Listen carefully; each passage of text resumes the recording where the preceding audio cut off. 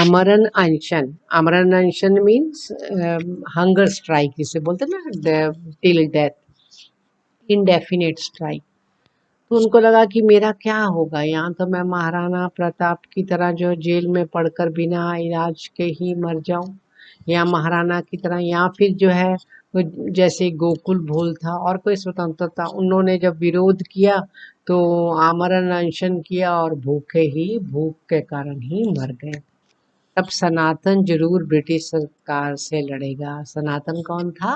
उनका बेटा। पत्नी का क्या नाम था? सुदाम। उन्होंने कहा कि सनातन तब लड़ेगा, अपने जीवन का आदर्श उसकी संतान को रास्ता दिखाएगा। उन्होंने कहा कि मेरा बच्चा भी मेरे आदर्श को, मेरे आइडियल को सीखेगा। मगर हो गया सब उलट पुलट। हुआ क्या? देश स्वतंत्र हुआ, देश स्वतंत्र हो गया। पत्नी के चल बसने के बाद उन्होंने बड़ी मुश्किल से सनातन को वकालत की पढ़ाई कराई। उनकी पत्नी गुजर गई, स्वर्गवास हो गई, और उन्होंने अपने बेटे सनातन को वकालत की पढ़ाई कराई। उसे स्वाधीनता के प्रति जागरूक, सच्चा आदमी बनाने की पूरी कोशिश की, मगर वह अलग ही राह पर चल पड़ा। उन्होंने बच्चे को स्वतंत्रता के प्रति जागरूक, अलर्ट किया और उसे सच्चा इंसान बनाने की पूरी कोशिश की, उसे पढ़ाया। वह भी औरों की तरह इस मान्यता का पक्षधर हो गया कि किसी भी तरह पैसे कमाकर अपना घर चलाओ। पक्षधर यानी सहमत हो गया, जैसे और लोगों की मान्यता होती है कि पैसे कमाओ और अपना घर चलाओ। अपनी उन्नति में ही देश की उन्नति है। अपने श्रम से नहीं, श्रमिकों के कंधों पर चढ़कर बड़ा दिखने की चेष्टा। चेष्टा यानी कोशिश करो। तो उसके मन में क्या आ गया? उनके बेटे के मन में पैसा कमाओ, देश की उन्नति का हमें कोई ध्यान नहीं, हमें तो पैसा कमाना है।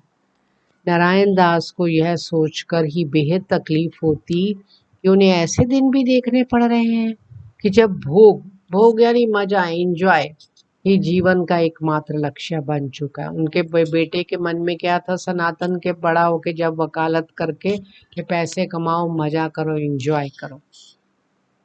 त्याग की बातें औरों को उपदेश के लिए ही रह गई थी। त्याग करना, देश के लिए बलिदान देना, ये बातें दूसरों को वो उपदेश देते थे, परंतु अपने बेटे ने नहीं समझी। अनेक स्वतंत्रता सेनानी आजादी के बाद देश की सत्ता हथियाने के लिए चुनावी लड़ाई में उतरे।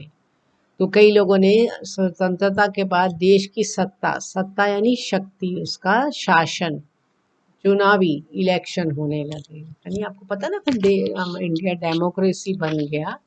आपको मालूम है 26 जनवरी 1950 को हमारा अपना कॉन्स्टिट्यूशन, अपना संविधान आ गया। फिर इलेक्शन हुए, कांग्रेस, ऐसी अलग अलग पार्टियां बन गई। मगर नारायण दास उससे अलग ही रहे। उन्होंने इसमें किसी में भाग नहीं लिया। बगीचे में पौधे उगाना, सूत काटना, अखबार और किताबें पढ़ना, इन्हीं में निमग्न यानी मस्त होकर रह गए।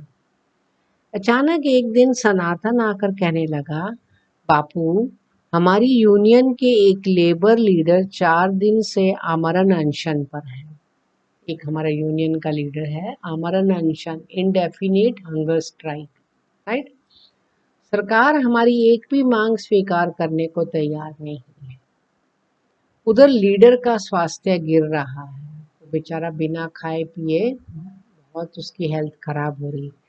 एक भी मांग पूरी ना होने पर हमारी यूनियन के प्रति श्रमिकों में आस्था नहीं रह जाएगी। आस्था नहीं, विश्वास नहीं रह जाएगा अगर हम एक भी मांग अपनी पूरी नहीं करवा सकते।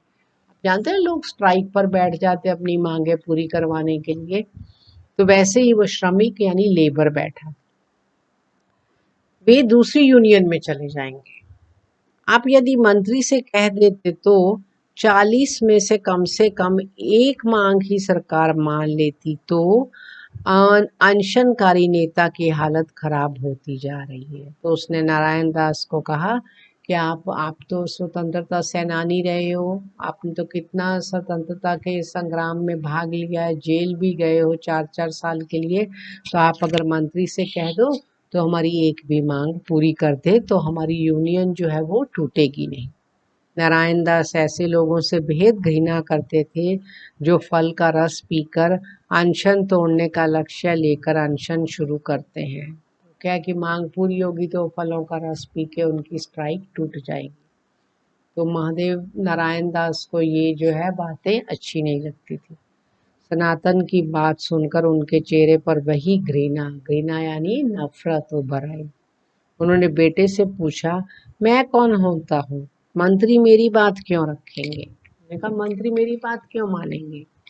सनातन ने याद दिलाया, हमारे श्रम मंत्री भी स्वतंत्रता सेनानी थे, आपके साथ जेल में थे, अपने इस देश के लिए 3 बार में कुल 7 साल की जेल भोगी है। आपने भी जेल भोगी है 7 साल की 3 बार, इसलिए वे आपकी बात जरूर रखेंगे। बेटे की दलील दलील यानी आर्ग्यूमेंट यानी सुनकर नारायण दास गुस्से से लाल हो गए। उनको बहुत गुस्सा आया। बेटे को डपटते हुए सवालों की झड़ी लगा दी। बेटे को बहुत डांटा, ये क्या जाके मैं बोल के काम करवाऊं? तुम क्या समझते हो मैं व्यक्तिगत लाभ के लिए जेल गया था? मैं इसलिए जेल गया था कि ताकि मुझे कोई पर्सनल फायदा हो, इसलिए देश की सेवा की थी क्या? उसकी क्या मजूरी मांगी जाती है? मैंने मतलब देशभक्त थे, सच्चे ईमानदार देशभक्त थे। उन्होंने कहा कि मैंने जेल इसलिए गया था कि मैं उसका फायदा उठाऊं, उसकी मजदूरी मांगूं।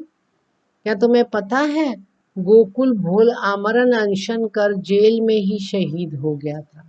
कोई और व्यक्ति का उदाहरण देते हैं।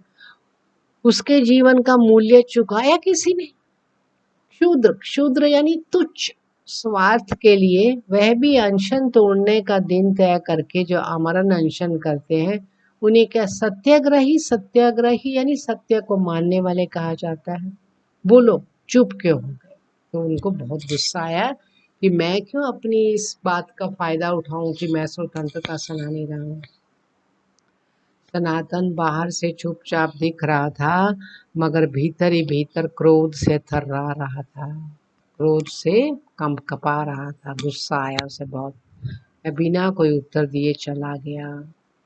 उसकी नारायण दास को अनुमान उसकी चाल से नारायण दास को अनुमान हो गया कि बेटे के साथ रहा सहा संबंध भी उसी क्षण टूट गया।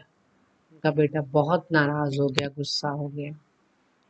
नारायण दास आजकल अपने बेटे बहू या संगी साथी किसी को ना ठीक से समझ पाते हैं, ना अपनी बात समझा पाते हैं। मानो सब किसी सुख नामक तोते को किसी तरह अपने पिंजड़े में भर लेने के लिए दौड़ धूप में लगे हैं। क्या न्याय है, क्या अन्याय है, यह समझने की उन्हें फुर्सत कहाँ। तो महादेव भाई को लगा कि मुझे तो कुछ समझ नहीं पाता, और एक सुख नाम का तोता है जो पिंजड़े में बंद हो गया, यानी उनको सुख क्या है वो ही समझ नहीं आ रहा। सब लोग उस सुख के पीछे भाग रहे हैं, तो उनको कुछ समझ में नहीं आया कि मैं क्या करूं। अपने अपने मतलब में डूबे इन लोगों के बीच उन्हें बहुत अकेलापन लगता है। इतने स्वार्थी लोग अपना स्वार्थ देख रहे हैं। निहायत अपने लोग भी बेगाने जैसे लगते हैं। निहायत यानी बहुत ज्यादा। तो उनको अपना बेटा अपनी बहू ये भी उनको लगे बेगाने, बेगाने यानी पराए। उन्हें लगता है कि महाराणा या गोकुल भोल की तरह जेल में शहीद हो जाते तो बच जाते। उन्होंने कहा इससे अच्छा तो मैं जेल में ही मर जाता। जी रहा हूँ सिर्फ मरण वेदना सहने के लिए।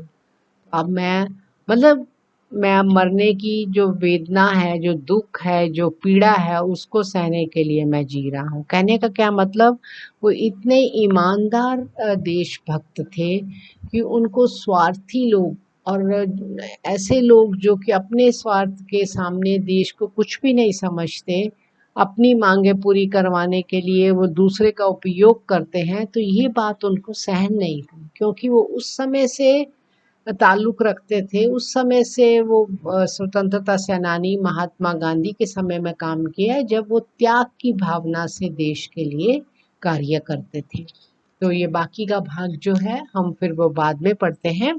तो ये हम देखेंगे कि नारायण दास की ये जो पूरी कहानी जो है वो हम उनके यानी ये नारायण दास हमें बता रहे हैं स्वतंत्रता सेनानी इतने थे, आपको मालूम है पूरा अपना जीवन तक त्याग दिया देश के नाम पर, और कुछ भी मांगा नहीं। उनका सिर्फ एक ही उद्देश्य था, हमारा देश स्वतंत्र होना चाहिए। परिवार जीवन